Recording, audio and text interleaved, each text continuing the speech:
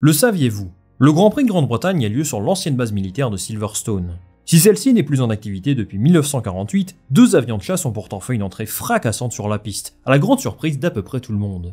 Je veux bien sûr parler des McLaren de Lando Norris et d'Oscar Piastri, dont la performance a certainement ravi le public britannique venu en nombre.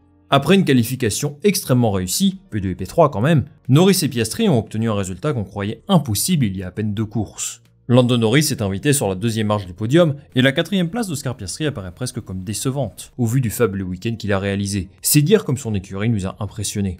L'opération comptable est excellente, puisque McLaren dépasse Alpine au classement et quitte enfin cet horrible fond de grille dans lequel ils étaient englués depuis le début de la saison.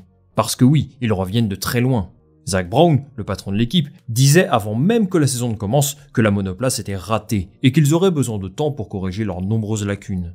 Force est de constater qu'à Silverstone, la McLaren pouvait regarder droit dans les yeux toutes les autres écuries, à l'exception bien sûr de la Red Bull de Verstappen, qui lui continue à jouer à Mario Kart avec un réglage de difficulté facile.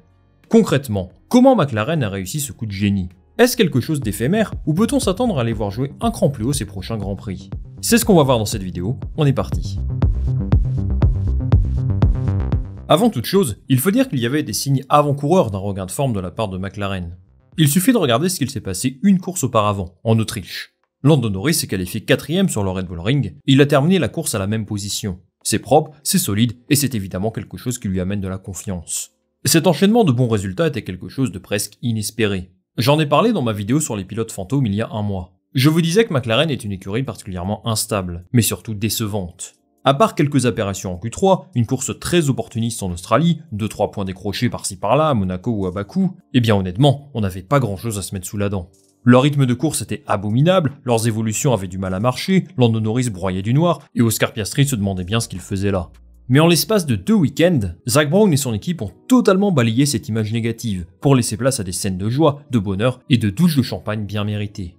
Alors comment ont-ils fait pour se hisser à ce niveau ? Parce que c'est quand même assez bluffant. À Silverstone, la MCL 60 était meilleure que la Mercedes, que la Aston Martin ou que la Ferrari. Qui l'eût cru il y a 2 ou 3 mois?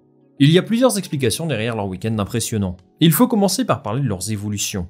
En Azerbaïdjan, fin avril, ils avaient apporté une série d'améliorations sur le plancher et l'aileron arrière. Et le moins que l'on puisse dire, c'est que ça n'a pas franchement fait des étincelles.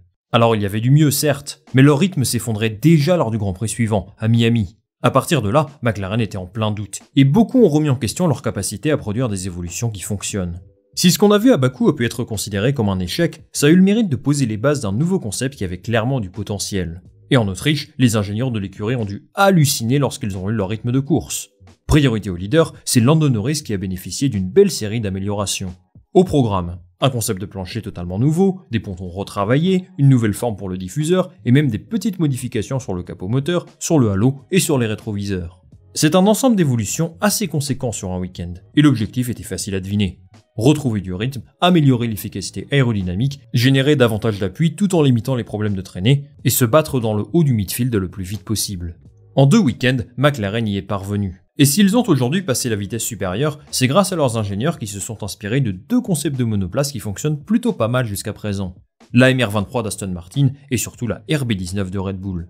Les dernières évolutions sur le plancher et surtout sur les pontons sont une inspiration claire et nette de la RB19. Et il n'y a aucune honte à ça. 100% des écuries cette saison ont cherché à comprendre pourquoi la Red Bull fonctionne aussi bien, et à copier leur concept pour la plupart d'entre eux, avec plus ou moins de succès. C'est quelque chose de logique. Dans la vie de tous les jours, dans tous les domaines, on s'inspire de quelqu'un qui est une référence dans la discipline. Et la F1 n'échappe pas à la règle. Là où il y a des similitudes avec Aston Martin, c'est principalement dans la philosophie de développement. Ces 2 écuries ont un point commun ô combien important, à savoir un moteur Mercedes, mais aussi d'autres éléments aérodynamiques. Forcément, le groupe moteur est développé différemment d'un fournisseur à l'autre. McLaren, Aston Martin et Williams ont quant à eux les mêmes contraintes à ce niveau-là. C'est-à-dire qu'en fonction de comment est construit le moteur, il faudra le positionner à un endroit précis sur la monoplace, et qui peut avoir des conséquences sur l'équilibre par exemple. Donc forcément, Andrea Stella et son équipe ont également regardé ce qui se fait de bien par là-bas. Le résultat, c'est qu'on se retrouve avec une MCL 60 qui va beaucoup mieux dans les lignes droites, mais qui est surtout très forte dans les virages rapides. Alors c'était déjà le cas sur certaines courses précédentes, mais là c'était un tout autre niveau. Il va sans dire qu'à Silverstone, les virages rapides il y en a un paquet. Ça a fait la différence en qualif, mais aussi en course. Soyons clairs, la McLaren a fait un bond en avant phénoménal, et c'est très bien pour eux. Mais il faut également mentionner que les caractéristiques des 2 derniers circuits ont clairement joué en leur faveur. Le Red Bull Ring comme Silverstone sont juste des tracés idéaux pour leur monoplace, avec comme je le disais des virages rapides où ils sont très à l'aise. Il faut aussi dire que la température de piste plutôt fraîche par rapport à d'autres Grands Prix leur a donné des ailes. Ça, Norris et Piastri en ont pleinement conscience, et je les trouve assez lucides sur le sujet. Ils savent très bien que la voiture sera en difficulté sur des circuits plus lents. Ils savaient qu'ils pouvaient être très bons sur ces 2 Grands Prix, et le moins que l'on puisse dire, c'est qu'ils ont été très performants.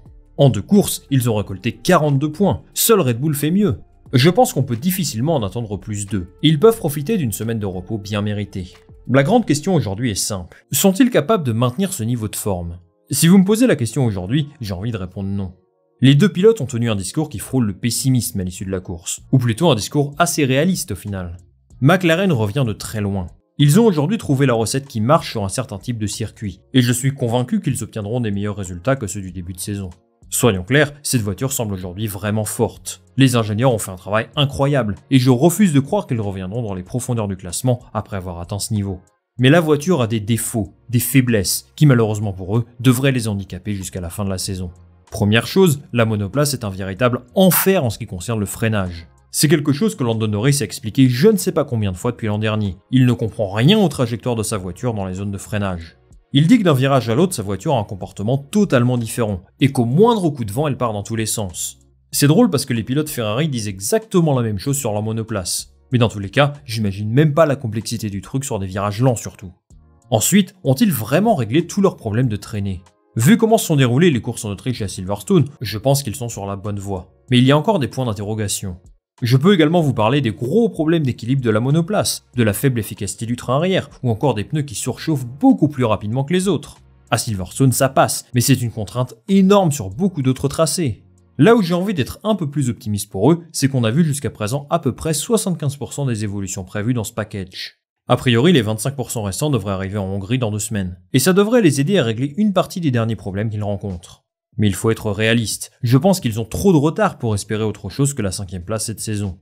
Entre nous, ce serait déjà très bien vu d'où ils viennent, et ils ont déjà une bonne base pour la saison prochaine. Dernière chose qui selon moi rend plus beau leur résultat à Silverstone que ce qu'il aurait dû être, leurs 2 pilotes, bien entendu. Alors je sais qu'on m'a un petit peu critiqué pour avoir dit ça, et que vous ne partagez pas forcément mon avis, mais pour moi, le duo Norris-Piastri est vraiment l'un des plus intéressants de la grille. Piastri d'abord réussit des débuts très convaincants avec McLaren.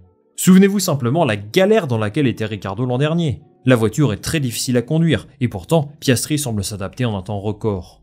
Son week-end à Silverstone montre qu'il est capable de se hisser sur le haut de la grille, malgré ses 10 grands prix en F1 seulement.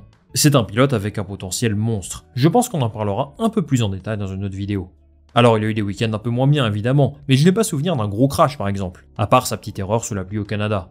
Je ne sais pas ce que vous en pensez, dites-moi en commentaire si une vidéo à son sujet vous intéresse, mais ça faisait un moment qu'on n'avait pas eu un rookie aussi prometteur.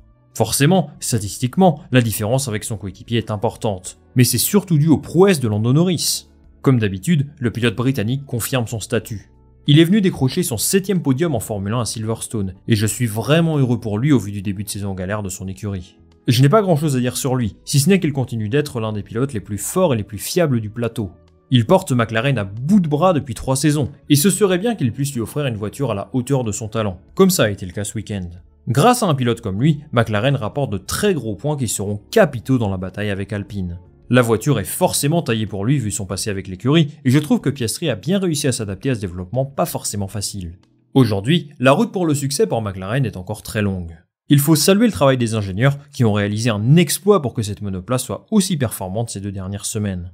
Maintenant, il faudra développer autre chose pour maintenir ce niveau de performance, parce que ça risque d'être compliqué sur d'autres types de tracés. Fort heureusement, ils pourront compter sur un duo de pilotes très fort, et qui devront trouver les ressources nécessaires pour obtenir à nouveau des résultats comme ceux-là.